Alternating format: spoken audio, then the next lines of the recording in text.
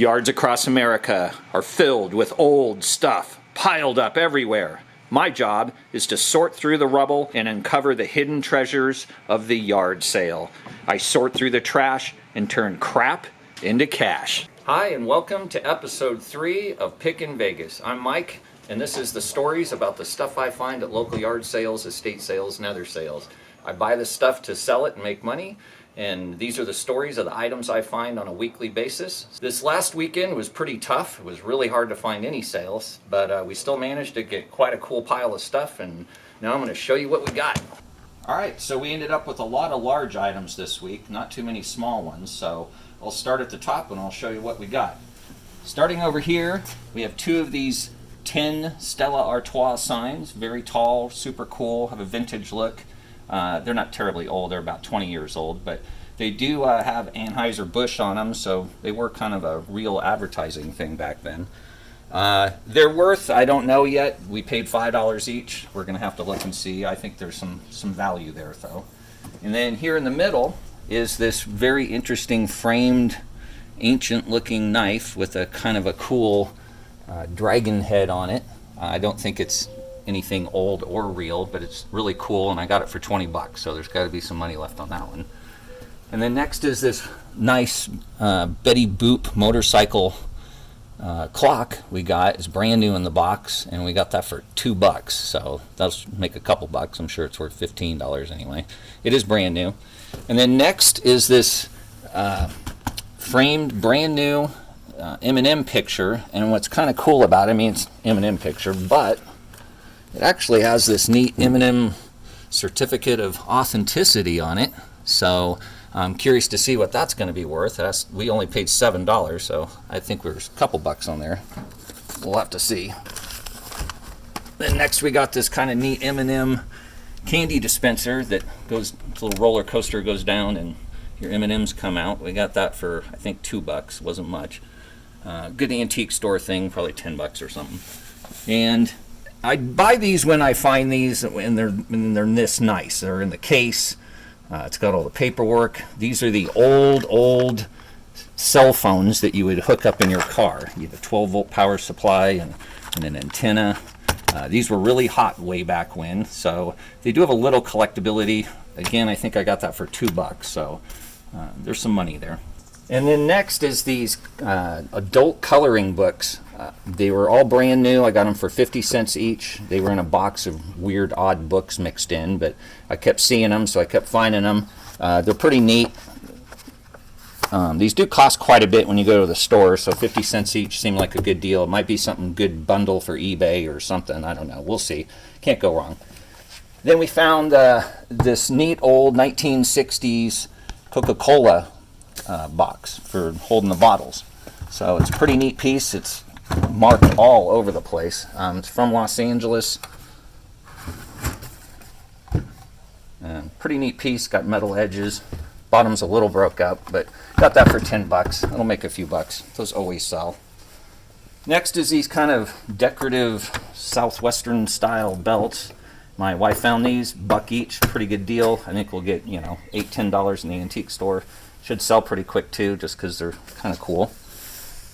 And then coming over here, this is a Casio keyboard. When I can get these cheap, I always buy them. They always sell good. Unfortunately, this one was wrapped up in plastic when I bought it, and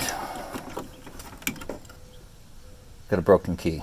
Hopefully, I can fix this. Or I'm going to have to see how hard this is to take apart, try to repair that. If not, I only paid 15 bucks for it, so the stand's worth something in itself, so we'll see how that goes. If I do get it fixed, it's probably worth 40 to 60 bucks.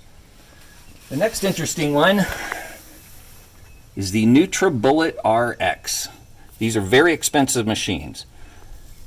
Anytime you buy something like this at a yard sale, buyer beware, because a couple things can tip you off. Amazon warehouse. Good chance this thing's a return on one of those pallets. And the lady was nice enough to be honest and show me that it indeed is broken. Luckily, though, that what she didn't know, and I did find out, is this is a sacrifice part. It's meant if you overload the machine, it shears off, it actually melts, and breaks away, so it doesn't damage either of the main pieces of the machine where this would go on. So I already looked, this part's about $8 and pretty easy to put on, and then boom, my $15 is going to do well, I think. So we'll go over getting that repaired in another video and then find out what this thing's ultimately worth. Next up are these Coca-Cola glasses.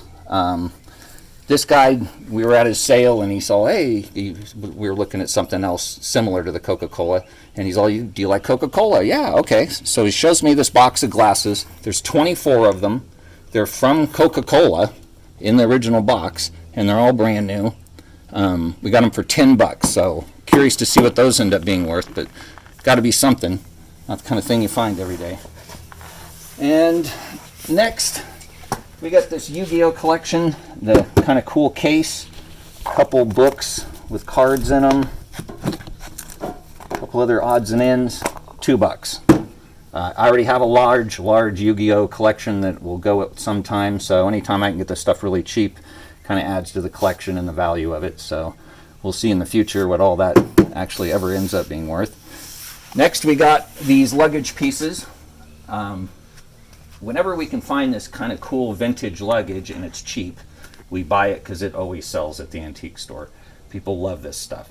So we got all of these items really cheap. I think $2, $2, $2, $3. I'll have to clean them up, and each of them probably, these kind of makeup cases, train cases, usually bring 15 or $20 in used shape, more if they're really nice. I think about the same on that, $20, probably $20 on that. And then finally, the Singer sewing machine. This looks like something that may have some good value. The lady did say she was the original owner, and it's got the book, the cover, the pedal for it. All the little pieces are inside that she showed us, so hopefully this thing works, and then we can see what it's worth. So it has a lot of potential. We only paid $50 for it, and she said she paid like $600, so we'll see how all that works out though. All right, so that wraps up our table shots, and I'll see you in the next video with the details. All right, and here we have the Casio keyboard with the broken key. I was able to locate a power supply and plugged it in, and everything's working really good. I checked it out, went to the bottom, removed a bunch of screws from the very bottom. That allowed me to get this panel access to move it back, and that allowed me to get to the screws which hold the keys on. So I was able to, there was actually 2 keys broken on this, but I was actually able to repair them, reinforce them. They should be good to go. I'll screw this back down and clean her up a little, and that's that. I would say this, for the average person, this was probably a little more work than maybe some people would go to, but I did save it, and now it can sit in somebody else's closet for the next 20 years. So next up is the Stella metal tin sign. This is about a 32-inch tall sign. It's licensed by Anheuser-Busch. It's marked 2013, so it's not terribly old, but it does have a great vintage look and great piece for a man cave or store or something like that. It's a pretty neat piece.